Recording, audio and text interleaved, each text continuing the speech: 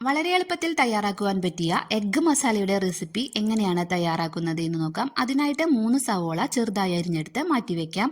ഒരു തക്കാളി ഒരെണ്ണം ചെറുതായി അരിഞ്ഞത്, പച്ചമുളക് 2 എണ്ണം നെടുകെ പിളർന്നത്, കറിവേപ്പില 1 തണ്ട്. ഇതെല്ലാം അരിഞ്ഞെടുത്തത് നമുക്ക് ഒരു കുക്കറിലേക്ക് മാറ്റിവെക്കാം.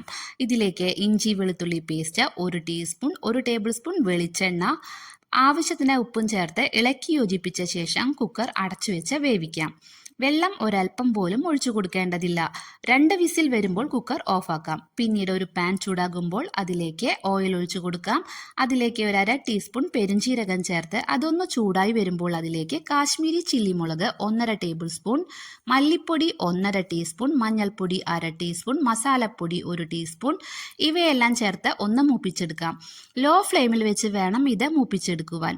പൊടികൾ കരിയാതിരിക്കുവാൻ പ്രത്യേകം ശ്രദ്ധിക്കുക. പൊടികൾ മൂത്ത പാകമാകുമ്പോൾ വേവിച്ചു വെച്ചിരിക്കുന്ന സവോള മിക്സ് ഇതിലേക്ക് ചേർത്ത് നന്നായി ഇളക്കി യോജിപ്പിക്കാം. ഇതിലേക്ക് വേണമെങ്കിൽ ഒരു 1/4 കപ്പ് വെള്ളം ചേർക്കാം. ഇതിലെ വെള്ളമെല്ലാം വറ്റി കുഴമ്പ് പരുവത്തിലേക്ക് ആക്കുമ്പോൾ നമുക്ക് വേവിച്ചു വെച്ചിരിക്കുന്ന എഗ്ഗ് പുഴുങ്ങിയത് കൂടെ ചേർക്കാം. നമ്മുടെ സ്വാദിഷ്ടമായ എഗ്ഗ് മസാല റെസിപ്പി തയ്യാറായിട്ടുണ്ട്.